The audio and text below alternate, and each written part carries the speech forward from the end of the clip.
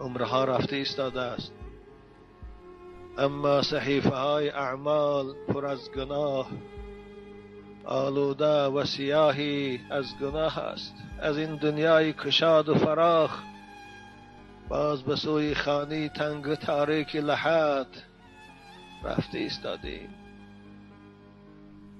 یک بار هوشیار شوید. آیا گمان میکنی که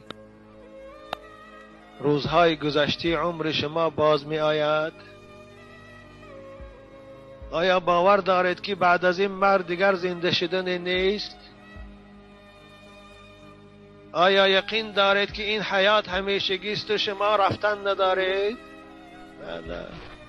قسم به خدا که روز مرگ شما را از اینجا میبرد.